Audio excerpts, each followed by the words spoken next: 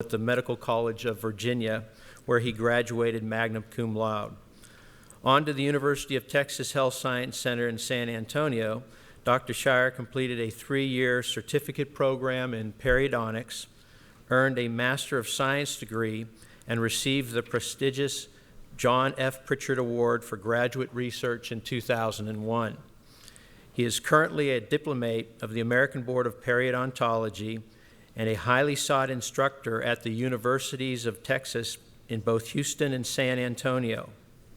Primarily, Dr. Scheyer is actively involved in a very busy private practice in Houston, Texas, concentrating on all facets of periodontology, implant dentistry, clinical research, and ongoing publication. Presenting Laser-Assisted Flapless Crown Lengthening, Pros and Cons, please help me in a warm welcome for Dr. Todd Scheyer.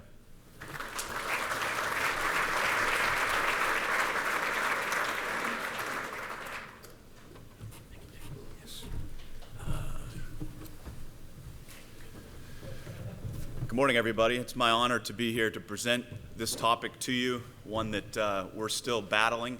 It's a very controversial topic of laser-assisted flapless crown lengthening. I think we need to really understand some topics here. I don't have time to present them all, but we're going to talk about lasers, obviously. We're going to talk about crown lengthening techniques specifically for smile enhancement. We need to understand biologic width and inflammation. Unanswered questions in the literature base. That's really the critical point of this presentation. A case series that we've done in a proposed randomized controlled clinical trial to further look at this. As we walk through these different topics, you'll see some clinical case presentation and some science that brings us to really what we need to consider as far as limitations and positive attributes of the laser. We know lasers, it's all about energy. We have a medium that produces this energy, and it basically moves on to ablate tissue, to vaporize tissue, whether it's soft tissue, bone, enamel, dentin. It ablates it and vaporizes it. The literature out there is limited as far as high evidence. Dr. Cobb did a very nice review in 2006 that looked at the limitations, mainly focusing on periodontitis. But within this same paper, he talked about what I'm going to talk to you about today, and that is unanswered questions that are out there. Is there sufficient tactile sensation transmitted through the laser tip to allow the clinician to adequately distinguish between bone and root surface? Do the roots of the teeth incur any damage, charring, ditching? In cases requiring bone removal, does the lack of direct visualization allow the clinician to establish proper anatomical dimensions, contours, maintain papilla, the free gingival margin?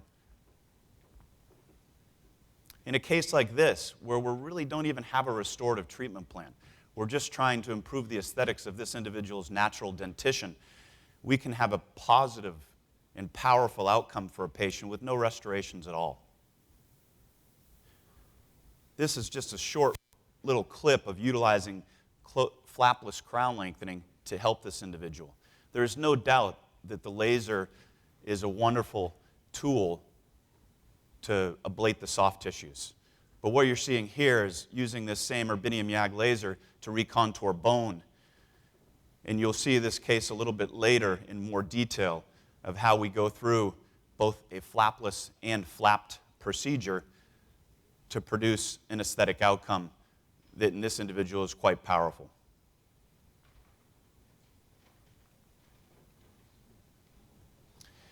But as a periodontist, someone that's used to removing the tissues, to visualize the bone, you take a case like this and see the control we have over the osseous crest, just like all of you restorative dentists, to have the control of finishing burrs and end cutting burrs, to work on the bone, just like you do on the natural tooth. It's a wonderful thing to be able to see it, but obviously if we could avoid it, the patient would prefer that. You see the lingual here, the control of the osseous crest and the over-contoured restorations that we're going to go in and refine at the time of surgery. This is well before this crown lengthening is done just to get the patient healthy so that they can be re-restored at a later date. And these slides are just to exemplify the control we have when we can visualize the crestal bone. In a case like this, once again, a case that begs aesthetic crown lengthening with no restorative treatment plan. Yes, maybe we could have a better outcome with restorations, but for this individual, she's absolutely ecstatic by our crown lengthening outcome. And it's because of the flapped approach here to really deal with that crestal bone, the buttressing bone in the posterior. As you see the buccal corridor, that bone thickness is 4 or 5 millimeters to the buccal of the teeth. How would one ever produce a favorable outcome with a closed flap approach? For this individual, with a flapped approach, we could not only deal with improving tooth lengths and symmetry, but get rid of the buttressing bone in the posterior, one which really has to have a flapped approach. I need to touch on the aesthetic elements of smile, but you all are the teachers of that, not me. I'm here just to say that it takes the perio restorative team to bring this all together, and it starts with a good comprehensive examination. We need to know about the crown lengthening guidelines, the golden proportions of teeth, the height-width ratios, the axial inclination. It's critical that we have an understanding of all the elements of the smile, not just the teeth, but the position of the teeth in relationship to the face, the position of the teeth in relationship to the lips, position of the teeth, the position of the tissue around the teeth, the arrangement of the teeth, and the shape of the teeth.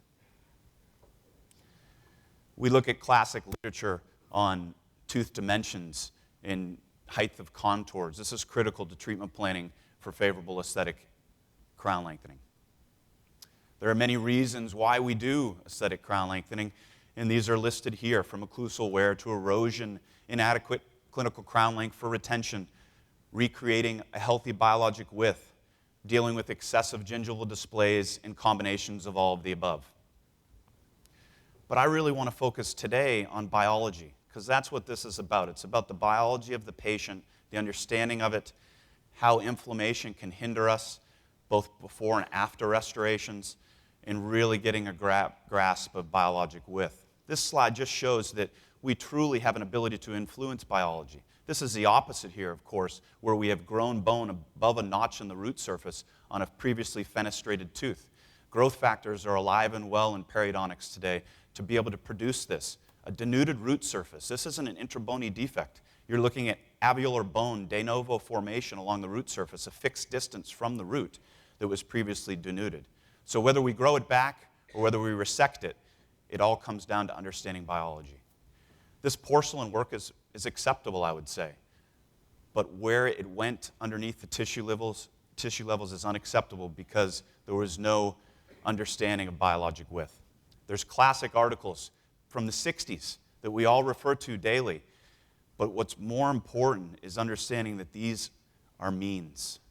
We can't treat means. Every patient varies. If we look at the attachment apparatus and we know that it's about 1 millimeter for the sulcus depth, the epithelial attachment, and the connective tissue attachment, but the ranges can be as low as 0.6 millimeters, and on the upper end, 5 millimeters. So what is your patient in your chair? What's their biologic width? And that's what we have to understand before we pick up a scalpel or a laser tip. So is biologic width a clinical reality? Yes, but it can vary greatly between patients. What we do in our office, as my mentors taught me, Dr. Pat Allen, Dr. Michael McGuire, Dr. Bill Robbins, who's in this audience here as a restorative dentist, taught my first lecture on aesthetic crown lengthening. We need to sit down and do that critical bone sounding from the distance from the free gingival margin to the and subtract the sulcus depth to come up with the individual's own biologic width, of course, in non-inflamed tissues. So it's critical that we understand this before we start doing surgery on patients. Even if it wasn't done long in advance, we can do this chairside once the patient's under anesthetic, and we can solve this violation of biologic width by good basic biology. Aesthetic crown lengthening is certainly about the design and the biologic width and how we're going to contour the bone and create space for the attachments. But biology certainly is the basis of what we're doing here. Understanding bone healing with lasers is critical. This is a resident case that we did in basically we flapped it to treat disease, and the laser was used to do bone recontouring on one side and a round burr on the other. Nothing more than evaluating healing and getting a better understanding of, is there a difference in the soft tissue healing overlying this bone once it's treated with a burr or a laser? Back to lasers. This medium that's going to go out and target tissues is converted to heat, resulting in warming, coagulation, ablation, excision, incision through tissue vaporization. We know that lasers are affected by many different things, from the settings of the laser itself, the tissue characteristics based on water content, pigmentation, the density of that, and then certainly vascularity and inflammation is going to affect how this laser operates. We need to understand the different lasers. All lasers are not created equal. We need to understand the wavelengths, and certainly on this graphics we can see that,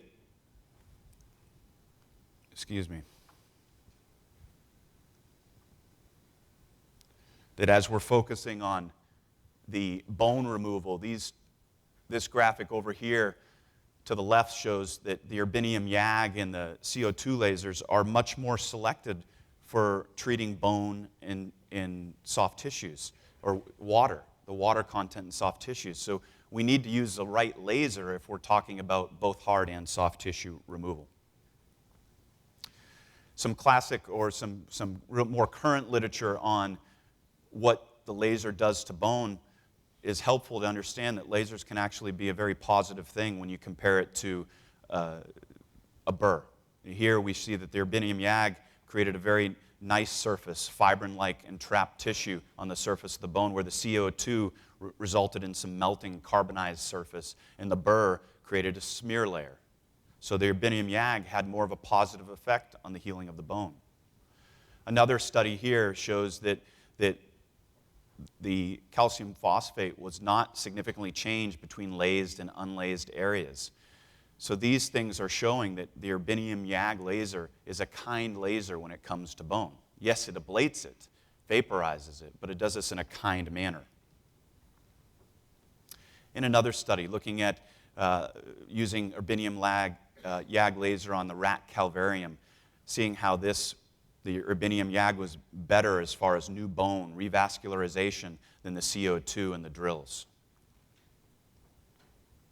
Osseointegration, another fascinating topic in lasers today, is that when we utilize laser tips versus a burr to create osteotomy sites, the lasers actually produce more bone-to-implant contact at 3 weeks and 3 months compared to the controls. So this is thought-provoking stuff here on how lasers may improve bone healing when it comes to just healing of the bone or potentially even osseointegration. There's a whole bunch of advantages to using this type of laser, from the soft tissue and the hard tissue ablation, melanin pigmentation, gingival discolorations as far as amalgam tattoos and endodontic failures, contouring and cutting bone with minimal damage, possibly faster healing, as you've seen from those initial studies. It affects bacteria.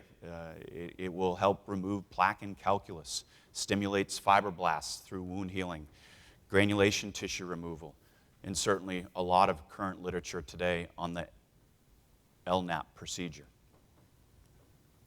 The pros I really see is it being minimally invasive.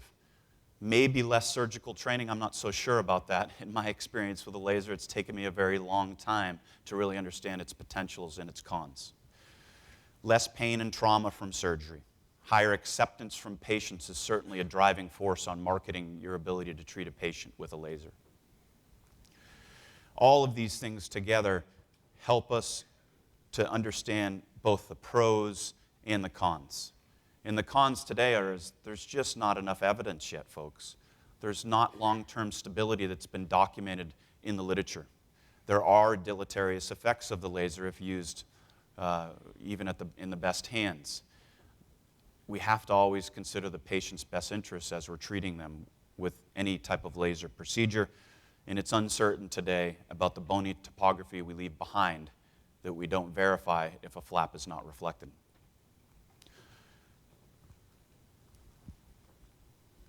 So, a case series we published in 2011, really started working on this closer to 2005 and 2006, using an erbium YAG laser to do flapless crown lengthening, but then reflecting a flap to see what we left behind. And this was indeed an eye-opener to us, and I think one of the main reasons I was asked to share this with you today. We treated 9 patients. This was a pilot study. 5 of them we were able to get back at 3 years. Remember, too, as I show a group of restorative dentists, that I am not the restorative dentist here. You will see restorations that you maybe don't think are outstanding, and I would agree with you. My point here is this is a pilot study, and it helps us look at things a little bit differently. We treated all types of biotypes. Case 1 here is a moderate biotype, utilizing the laser for an initial gingivectomy, bone sounding, and then creating an osseous crest level that allows space for a healthy biologic width. In this case, we're also removing a little pyogenic granuloma on tooth number 9. And we're just walking through first crown lengthening and then flapping back and seeing evidence of very ragged bone and root charring. This is something that we're spending an incredible amount of time doing. I talked to Dr. Lengthening yesterday about the time it takes to do good laser crown lengthening, and it's not a profitable measure because it takes me 3 times as long to do it and do it well. And even when we try to do it as best we can, we still have results like this, as you see the root charring and then osseous recontouring in the bottom right slide of showing the final product of where we're leaving the osseous crest. The nice thing about this laser tip is that it's built at 3 millimeters. So if you are using a closed flap approach and you're looking for that 3 millimeters of room between the free gingival margin and the osseous crest, that's our measurement tool. Seeing initial healing at 1 week and 1 month, satisfying result. But more importantly, where are we long term? 3 months, it looks good. At 3 years, relatively stable with the exception of the pyogenic granuloma seems to be coming back. Another case, much more challenging because it's a thin periodontal biotype and we're not only trying to create gingival symmetry with these central incisors, we have to replace a couple congenitally missing lateral incisors. Limited crown lengthening to the right central incisor. We're pointing out here that the biotype is so thin that we can see our periodontal probe through that. Using our laser tip to do our vaporization of the soft tissues. Using our Bola gauge to try to create an appropriate tooth length as compared to the contralateral central incisor. And once again, after hard and soft tissue removal, we're creating a flap, and lo and behold, in a thin periodontal biotype, we have osseous troughing. And again, we really spend a lot of time with a peekaboo pull of the gingival margin to try to get rid of that little ledging. But still, we weren't successful in doing so. So with a flap, we can come back and make our changes. Here's looking at the osseous trough of approximately 1 millimeter. Recontouring and leaving ourselves room for a biologic width. And here we are at 3 years post-op. We see some specks on my lens. I apologize for that. This is an old photo now, much longer than 3 years out. And a satisfying aesthetic result, and in this case, very stable free gingival margin on the tooth treated with osseous crown lengthening. Now, a little bit further out at 4 years, a very happy patient and a nice outcome. Another tougher case with a thick periodontal biotype and a lot of wear, occlusal wear. See, this patient is not just going to be lengthened, but they will be restored. Using surgical guides, of course, is critical for the surgeon and restorative team to communicate incisal edge, length, proposed CEJ level. It really helps us with our landmarks as we go into surgery. I'll point out here a shortcoming of this case is that it appears to be planned that the 2 centrals are not going to be the same length, which is certainly an error